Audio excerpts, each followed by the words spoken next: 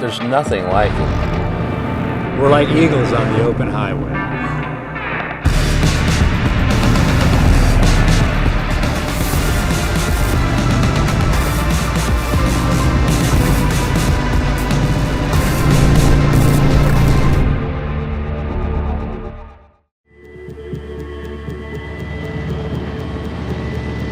Route 66 is got so much American history on it, and the people of the road are what make the road what it is.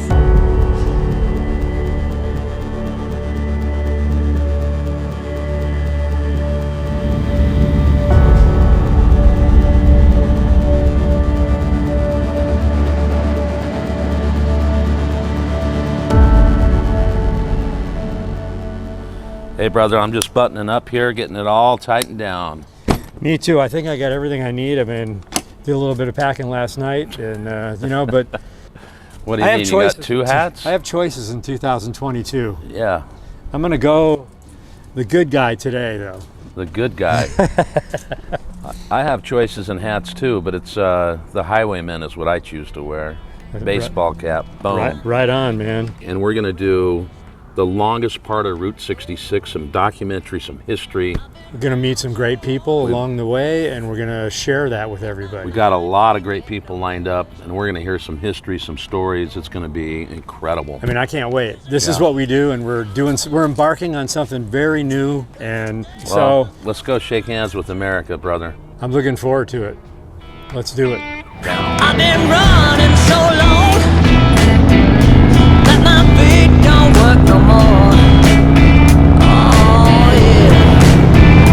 I've been running so long that my feet don't work no more. Oh no. It ain't easy, darling, when the devil's on my trail. Oh yeah.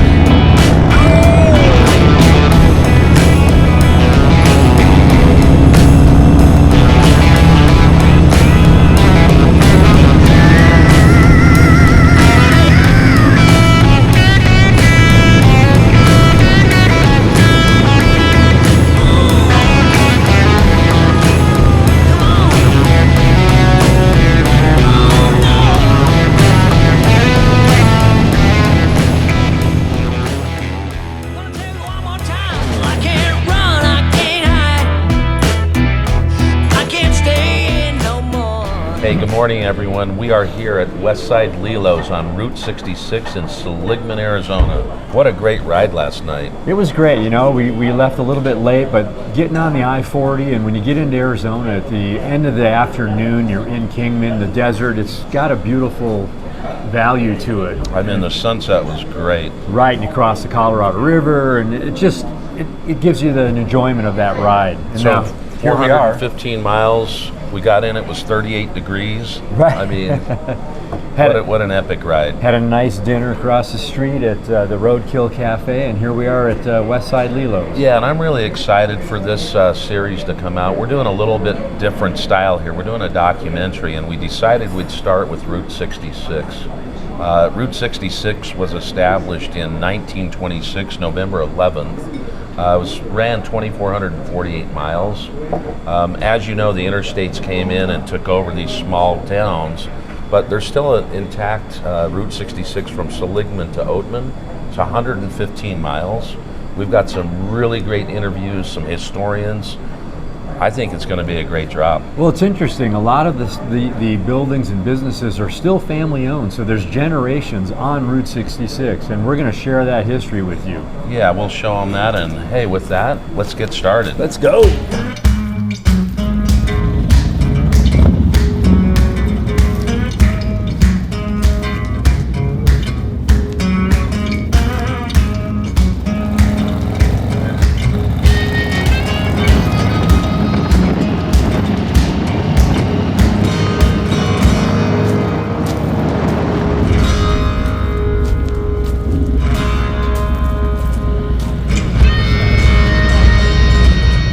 Well, after cruising Route 66 for many years, we've finally landed at Angel's, and look what's happened here. They just dialed Galen in. Got a great haircut. We've got Mirna and Clarissa. They're the daughters of Angel and Vilma Delgadillo.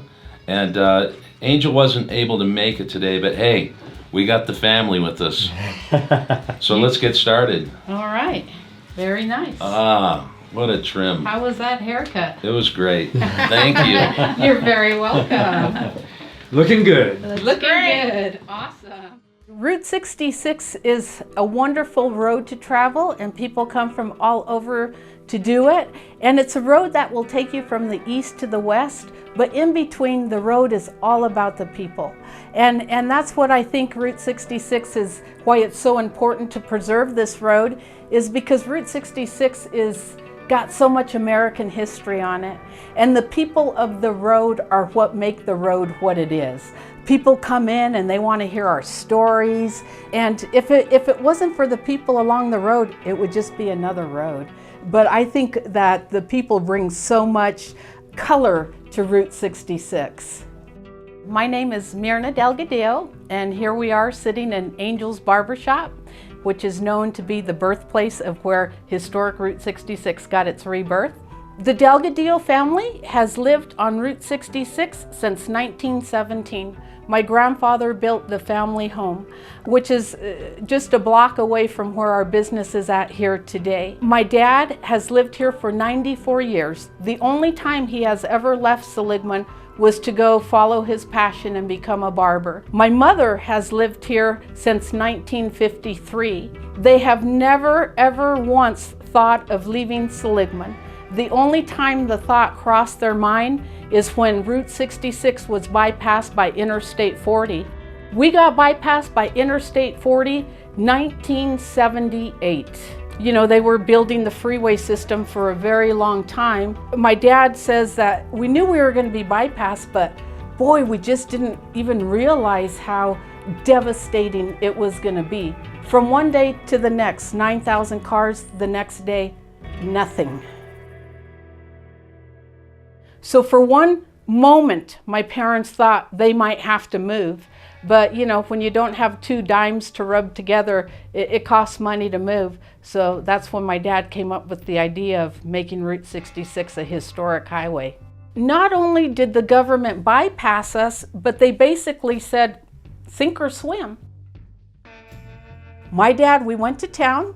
He took a piece of paper and pencil. He wrote down every mileage sign that was on that road, going and coming. And the only mileage sign saying that Seligman existed was after Ash Fork. Well, by that time, people coming from Flagstaff stopped in Williams, stopped in Ash Fork. They got their gas. They stayed in the hotel rooms. They ate there, and they kept going on. So because of the mileage signs not being out on the freeway system, people didn't even know Seligman existed as a town. My dad, during that time, got the Chamber of Commerce rejuvenated. For 10 years, he talked to them about his idea, and a lot of people just said they wanted to bring small industry into town. And anyone who would sit in my dad's barber chair, he would tell them about his idea. So for 10 years, he talked and he talked and he talked, but no one really listened. So they went to the Wallapai Reservation, they spoke to people there, they talked to Mildred and Ray Barker at the Frontier Motel. They said, Angel, that's a great idea. My dad went to the Kingman Chamber of Commerce. He came back with a letter. They endorsed his idea. So the Chamber of Commerce called a meeting. My dad told the people at the meeting how he thought that he could get the economy back. He was so excited, he was jumping out of his skin. He called another meeting. It was held at the Copper Cart Restaurant, and at that meeting, they formed the Historic Route 66 Association of Arizona. That was a grassroots organization to give Route 66 its rebirth. I couldn't imagine being anywhere else. When my mom and dad started this whole Route 66 rebirth, they put so much time, passion, and energy into it. Us together, we will build it up, and boy, did we. In 2006, we started becoming very, very busy. My sister and her husband moved from Flagstaff, and they came to work here in the store as well. So what the future holds for our store and for my mom and dad's legacy is very important for me to make sure that their legacy goes on forever and ever. We are in the process of archiving every letter, every picture that my dad and mom have received from people all over the world. Everything my dad saved when he formed the historic Route 66 Association of Arizona, we are archiving at Northern Arizona University so that their history can live on forever when none of us are here to tell the story. But I can never imagine closing the doors to this business. My mom and dad worked so hard, and to see the happy people that come from all over the world and appreciate what they have done to save a piece of American history. We hear it over and over and over again. People come in and they shake my dad's hand and they say, "Thank you, Angel." When we come to America, Route 66 is what we imagine America to be. When we travel the 2-lane highway and we stop in and we visit the people, that's what we want to come to America and see. This is what real America is all about. So, what do I see for the future of Route 66? I see more and more and more people coming to experience the real America, America of yesterday. Thank you so much for giving me the opportunity to say thank you, Mom and Dad, first of all, for having me. And thank you so much for loving me and for showing me wonderful work ethic, showing me humility, showing me just how to be a good person. It takes two people and it takes a village, they say, to raise a child. And I just feel so fortunate that you're my mom and you're my dad. And I will always have wonderful memories of my childhood, of growing up, and feel so fortunate that I have the opportunity to work here at Angel and Vilma's original Route 66 gift shop next to you, Mom, and to you, Dad, because you made me the person that I am. And I feel very fortunate that you two are my parents.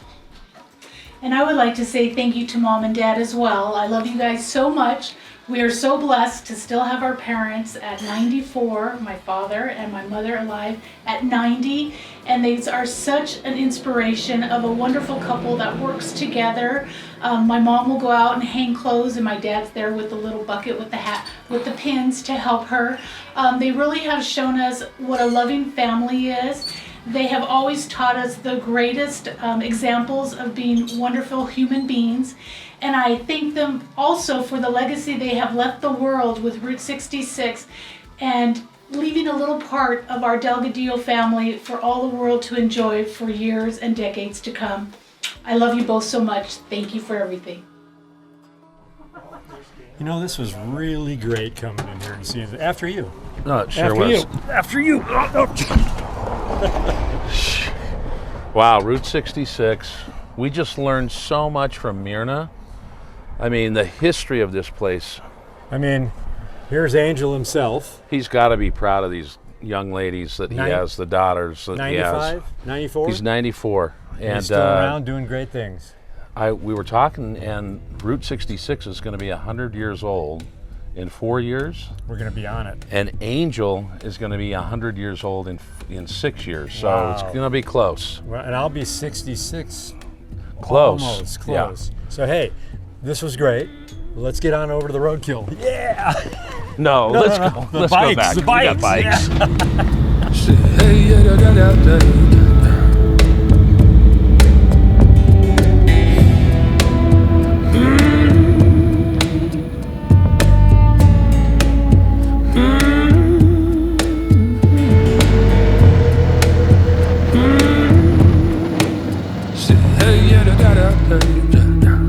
So what's the story about the snow cap?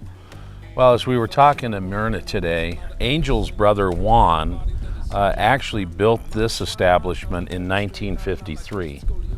Most of the lumber that was used here was scrap lumber from the railroad. No way. Yeah. Really? So his son, John, who we were trying to get a hold of and try to get a little bit of an interview with, we've talked to him a few times. Unfortunately, he wasn't able to be here today, but this is off season, so normally this is hustling and bustling, and busloads of people are coming up and they're getting an ice cream or a hamburger, but it's a mainstay American hamburger joint, I'm telling you. Yeah, and I mean, if you're on this road, you're definitely going to be stopping here. There goes a motorcycle right now, and we actually have these two people, I think they're from Europe, believe it or not, and they are here checking this place out. But So, stop here. What history this family's had It's in amazing. this town on Route 66. They were the first people to ever sell any Route 66 merchandise ever in the world. Yeah, and what I'd like to do when we're done here is we should roll down the street down below us was the actual Route 66. This is now the historic Route 66 because it was getting so busy here. They had to expand the road into 4 lanes instead of 2. Right. And so most of the businesses moved up this direction. But it'd be fun to run down there, and I think we'll see the old Delgadillo house. Wow. So if you're ever on I-40, whether you're going to Flagstaff or LA, get off, ride through Seligman, have a burger, get a shake, just get some history in your soul. Meet these great people. Yeah. Shake their hands. Should we go in? Let's go check out Juan's garden. Yeah, we'll go see that. All right. So come and have a seat. Let's have a conversation. I'm not sitting on that. You know anything about Juan's garden? I just saw a paver over there that said 1916 to 2004. Yeah. I think that's, you know, kind of an interesting thing because it said, whoa, the clown of Route 66. Really? Yeah. So hey, We'll have to check it out. we're just taking a little break in Juan's garden. So I'd really like to be able to talk to you right now, but this thing's cutting in my throat. Well, there's a lot of adventure on Route 66, and we're going to go find more. Yes. It's time to start living and get a reason for the ride. I don't wanna be dead wrong on the deadline, standing on the dark side and all out of time. Like a blind pantomime, fantasize, climb up a zone ladder to the sunshine. And nothing's mine that hasn't been given, and no one's alive yet that hasn't been risen. For 19 years I was trapped in the prison, feeling my escape by means of derision. But every man-made attempt just failed when trapped in the jail of my own guilt.